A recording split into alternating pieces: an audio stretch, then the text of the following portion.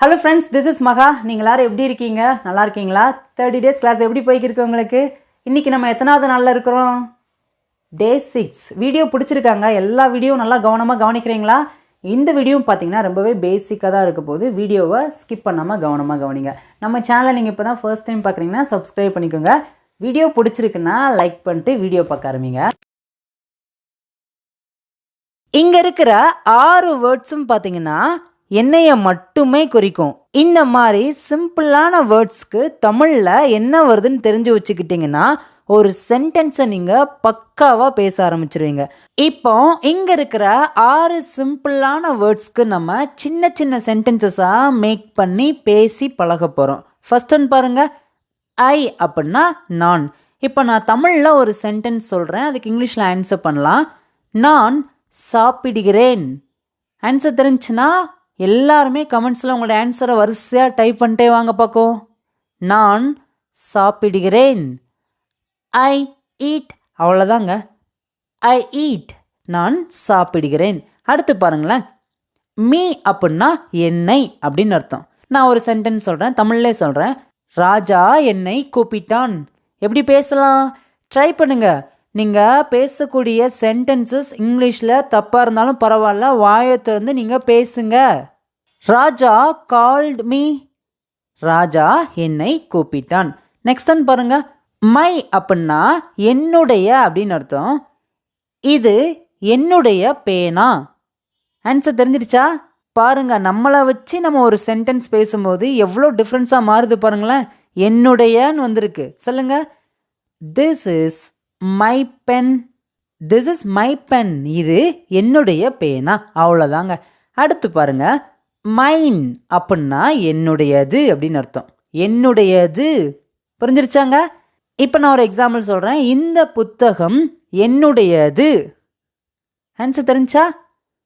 சூப்பருங்க. வாயை திறந்து பேசிடுங்க. This book is mine.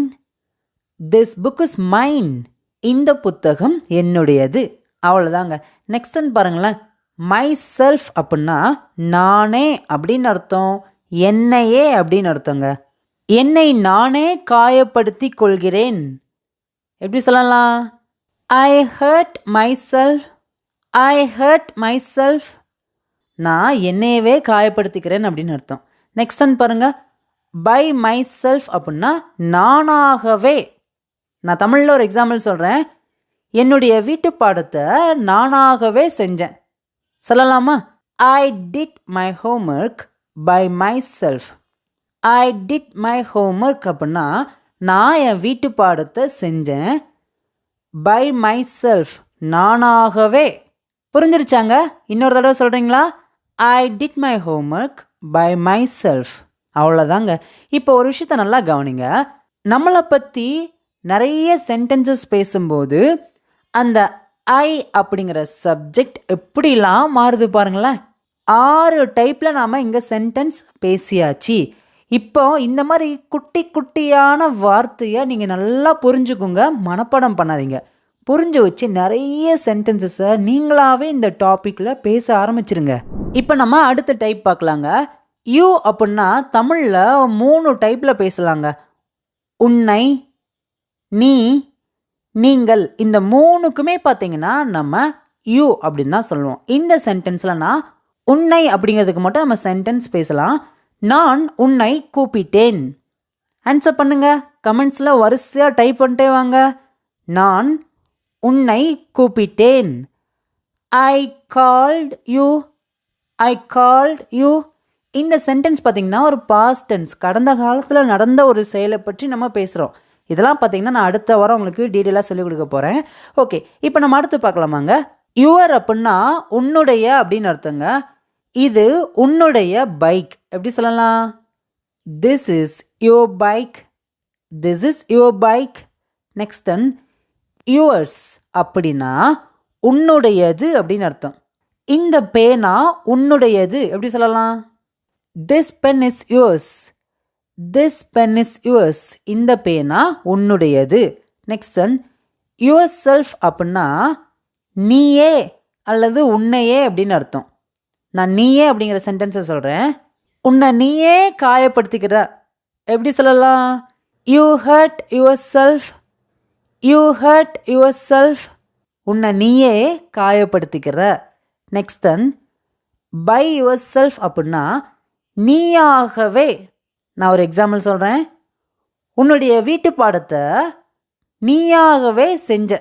You did your homework by yourself, you did your homework அப்படின்னா நீ உன்னுடைய வீட்டு பாடத்தை செய்தாய். எப்படி அப்படின்னா பை யுவர் செல்ஃப், நீயாகவே. சேர்ந்து சொல்லுங்க. You did your homework by yourself, நீ உன் வீட்டு பாடத்தை நீயாகவே செய்தாய். இப்போ நம்ம அடுத்த டைப் பார்க்கலாங்க. ஹீ அப்படின்னா அவன் அப்படின்னு அர்த்தம். நான் இதை வச்சு ஒரு சென்டென்ஸ் சொல்கிறேன். அவன் சாப்பிட்டு கொண்டு இருக்கிறான். இது பார்த்திங்கன்னா ஒரு ப்ரெசன்ட் கண்டினியூஸ் டென்ஸ். தொடர்ச்சியாக அவன் ஒரு செயலை ப்ரெசண்ட்டில் இப்போ செய்கிறான். சொல்லுங்கள். he is eating, he is eating. Next one, him அப்படின்னா அவனை அப்படின்னு அர்த்தம். சொல்லுங்க. ஹிம் அப்படின்னா அவனை. நான் அவனை கூப்பிட்டேன். இது எப்படி சொல்லலாம்? I called him, I called him. நான் அவனை கூப்பிட்டேன். அவ்வளோதாங்க. நெக்ஸ்ட் ஒன் பாருங்க. ஹிஸ் அப்படின்னா அவனுடைய அப்படின்னு அர்த்தங்க. இது அவனுடைய பேனா. எப்படி சொல்லலாம்? This is his pen, this is his pen. Next one, himself அப்படின்னா அவனையே. ஃபார் எக்ஸாம்பிள், அவன் அவனையே காயப்படுத்தி கொள்கிறான். he hurt himself, he hurt himself. Next one, by himself அப்படின்னா அவனாகவே. he did his homework by himself, he did his homework அப்படின்னா அவன் அவனுடைய வீட்டு பாடத்தை செய்தான். எப்படி செய்தான் அப்படின்னா by himself, அவனாகவே. ஈஸியாக இருக்குதாங்க. இப்போ நம்ம அடுத்த டைப் பார்க்கலாமாங்க. ஷீ அப்படின்னா அவள் அப்படின்னு அர்த்தங்க. நான் தமிழில் ஒரு எக்ஸாம்பிள் சொல்கிறேன். அவள் சமைக்கிறாள். எப்படி சொல்லலாம்? She cooks, she cooks. Next one, her அப்படின்னா அவளை அப்படின்னு அர்த்தம். இப்போ நான் அவளை கூப்பிட்டேன். எப்படி சொல்லலாம் அதை? I called her, I called அப்படின்னா நான் கூப்பிட்டேன். ஹெர் அவளை. அவ்வளோதாங்க. நெக்ஸ்ட் ஒன், ஹெர்ஸ் அப்படின்னா அவளுடையது அப்படின்னு அர்த்தம். இந்த பேனா அவளுடையது. எப்படி சொல்லலாம்? This pen is hers, this pen is hers. இந்த பேனா அவளுடையது. நெக்ஸ்ட் ஒன், ஹெர் செல்ஃப் அப்படின்னா அவளையே. அவள் அவளையே காயப்படுத்திக்கிறா. எப்படி சொல்லலாம்? She hurt herself, she hurt herself. Next one, by herself அப்படின்னா அவளாகவே. அவள் வீட்டு பாடத்தை அவளாகவே செய்தாள். She did her homework by herself. இங்கே ஹெர் அப்படிங்கிறது அவளுடைய அப்படிங்கிறதுக்கு அர்த்தம். நீங்கள் மேலே பாருங்கள், ஹெர் அப்படின்னா அவளேன்னு சொல்லியிருக்கோம். இதுக்கு இன்னொரு அர்த்தமும் இருக்குது. என்ன அப்படின்னா அவளுடைய.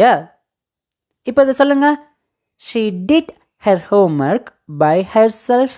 அவ்வளோதாங்க. எந்த சென்டென்சஸையும் நீங்கள் மனப்பாடம் பண்ணாதீங்க. நல்லா புரிஞ்சு வச்சுக்கோங்க. நீங்களாவே ஒவ்வொரு சென்டென்சஸாக புதுசு புதுசாக பேச ஆரம்பிங்க. அதில் நிறைய தப்பு வருமானா கண்டிப்பாக வரும். தவறு வந்தாலும் பரவாயில்ல, வாயை திறந்து பேசிகிட்டே இருங்க. ஒரு காலத்தில் தவறு எல்லாம் மறைஞ்சு போயிடும். எல்லாமே நீங்கள் கரெக்டாக பேச ஆரம்பிச்சிருவீங்க. ஓகே ஃப்ரெண்ட்ஸ், இந்த டே 6 வீடியோ உங்களுக்கு எப்படி புரியுது? நல்லா புரியுதாங்க? நல்லா புரிஞ்சிருக்கு அப்படின்னா கமெண்ட்ஸில் உங்களுடைய கருத்துக்களை மறக்காமல் சொல்லுங்கள். இப்போ நம்ம அடுத்த டைப் பார்க்கலாமாங்க. வி அப்படின்னா நாங்கள் அப்படின்னு அர்த்தங்க. நாங்கள் எல்லாம் ஆசிரியர்கள். இது எப்படி சொல்லலாம்? We are teachers, we are teachers. நீங்கள் டே 1 வீடியோவில் பார்க்கல அப்படின்னா இதை பற்றி நான் ரொம்ப டீட்டெயிலாக சொல்லி கொடுத்துருக்கேன். மறக்காமல் ஃபர்ஸ்ட் அதை செக் பண்ணி பாருங்கள். நெக்ஸ்ட் ஒன் பாருங்கள். அவர் அப்படின்னா எங்களுடைய அப்படின்னு அர்த்தங்க. இதெல்லாம் எங்களுடைய கார்கள். இது எப்படி சொல்லலாம்? These are our cars, these are our cars. Next one, ours அப்படின்னா எங்களுடையது அப்படின்னு அர்த்தம். இந்த வீடு எங்களுடையது. இது எப்படி சொல்லலாம்? This house is hours, this house is hours. Next one, ourselves அப்படின்னா நாங்களே அப்படின்னு அர்த்தங்க. நாங்கள் எங்களையே காயப்படுத்துகிறோம் அப்படின்னு அப்படி சொல்லலாம். we hurt ourselves, we hurt ourselves. நாங்கள் எங்களையே காயப்படுத்திக்கிறோம். நெக்ஸ்ட் டைம் பாருங்களேன். by ourselves அப்படின்னா நாங்களாகவே எங்கள் வீட்டு பாடத்தை நாங்களாகவே செஞ்சுக்கிட்டோம். எப்படி சொல்லலாம்? we did our homeworks by ourselves, we did our homework by ourselves. they அப்படின்னா அவர்கள் அப்படின்னு அர்த்தங்க. ஃபார் எக்ஸாம்பிள், அவர்கள் விளையாட்டு வீரர்கள். இது எப்படி சொல்லலாம்? they are players, they are players. Next one, there அப்படின்னா அவர்களுடைய அப்படின்னு அர்த்தம். இது அவர்களுடைய கார். இது எப்படி சொல்லலாம்? this is their car, this is their car. Next one, theirs அப்படின்னா அவர்களுடையது அப்படின்னு அர்த்தம். இந்த வீடு அவர்களுடையது. this house is theirs, this house is theirs. Next one, themselves அப்படின்னா அவர்களையே அப்படின்னு அர்த்தம். அவர்கள் அவர்களையே காயப்படுத்திக்கிறாங்கன்னா எப்படி சொல்லலாம்? they hurt themselves, they hurt themselves. Next one, by themselves அப்படின்னா அவர்களாகவே. அவர்கள் வீட்டு பாடத்தை அவர்களாகவே செய்தார்கள்.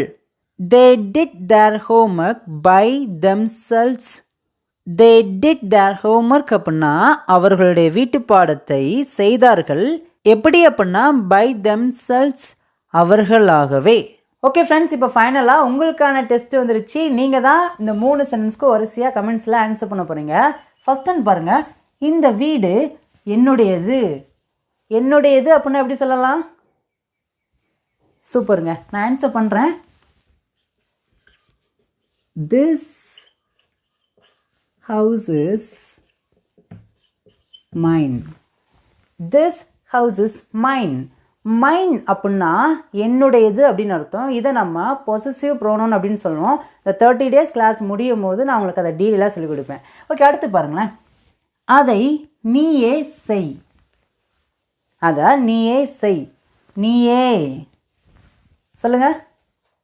ஃபஸ்ட்டு அதை செய் அப்படின்னா do it, do it. நீயே அப்படின்னா yourself, do it yourself, do it yourself. அதை நீயே செய். இப்போ அடுத்து பாருங்க. நாங்கள் நண்பர்கள். நாங்கள் அப்படின்னா எப்படி சொல்லலாம்?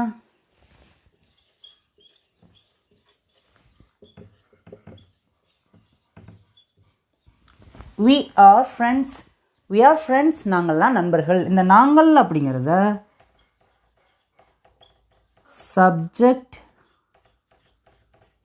சப்ஜெக்ட் ப்ரோனவுன் அப்படின்னு சொல்லுவோம். ஓகே ஃப்ரெண்ட்ஸ், இப்போ உங்களுக்கு இந்த கான்செப்ட்லாம் நல்லா புரிஞ்சிருச்சா?